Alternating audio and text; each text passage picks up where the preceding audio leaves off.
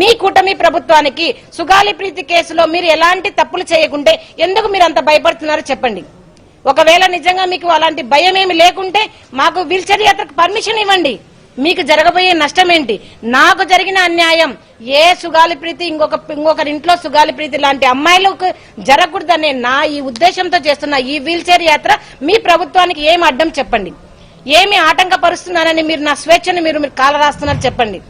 పవన్ కళ్యాణ్ గారు మీకు ఒకటే చెప్తున్నాను, మరి మీరు కూటమి ప్రభుత్వంతో మీరు మీరు మీరు ప్రశ్నించి నా సుగాలి ప్రీతి కేసుకి న్యాయం చేస్తారా లేదా ఇదే ప్రెస్ మీట్ లో మీరు ఒప్పుకోండి. లేదు కేవలం సుగాలి ప్రీతి కేసు నేను ఓట్లకు మాత్రమే వాడుకున్నాను, ఆ అమ్మాయికి న్యాయం చేయడానికి కాదు అని మీరు ఒప్పుకోండి. మరి మీరు అన్నారు జగన్మోహన్ రెడ్డి దగ్గరికి మీరు అన్నగారి దగ్గరికి ఎలా వెళ్తారు, మేము ఎలా పంపిస్తాము అని మీరు గాదా వెంకటేశ్వరరావు గారితో నాకు మీరు వార్నింగ్ ఇప్పించారే, బయటికి ఎలా వస్తారో చూస్తామన్నారే. మరి ఈ రోజు వచ్చాను, మరి జగన్మోహన్ రెడ్డి గారిని కలిశాను. ఆ అన్నగారు చూపించిన ఆప్యాయత ప్రేమ కానివ్వండి, అసలు ఆ కేసు గురించి ఇప్పటికీ కూడా మర్చిపోలేదు అన్నగారు.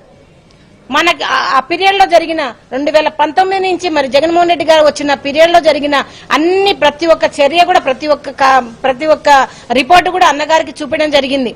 అన్నగారు ఇప్పుడు అదే చెప్పారు, మేము మీకు అండగా ఉంటాం, మా లీగల్ టీం మీకు అండగా ఉంటుంది. మీకు ఏదైతే కనుక రావాల్సిన ఎస్సీ ఎస్టీ యాక్ట్ ప్రకారం బెనిఫిట్స్ ఏదైతే ఆపేశారో దాన్ని కూడా మనం పోరాటం చేద్దామని చెప్పడం జరిగింది.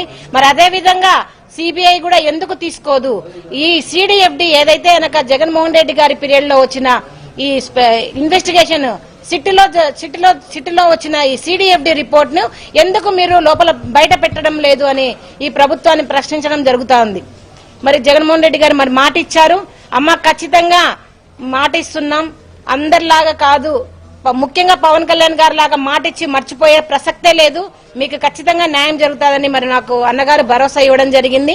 మరి అదే విధంగా నిజంగా నేను ఎన్నో రోజుల నుంచి కూడా నేను మరి అన్నగారిని జగన్మోహన్ రెడ్డి గారిని కలవడానికి మరి ట్రై చేస్తా ఉంటే మరి పేర్ని నాని గారు నిజంగా దగ్గరుండి ఒక ఇంటి మనిషిలాగా మమ్మల్ని ఎంతో ఆదరించి మరి పేర్ని నాని గారు మరి జగన్మోహన్ రెడ్డి గారి దగ్గర తీసుకొచ్చడం జరిగింది. మరి అందరికీ కూడా ఈ రోజు నిజంగా మీ మీడియా ముఖానికైతే మీడియా మొత్తం మిత్రులకు మరి పేర్ని నాని గారికి జగన్మోహన్ రెడ్డి గారికి నా చేతులెత్తి నమస్కరించి నేను ధన్యవాదాలు తెలుపుకుంటున్నాను.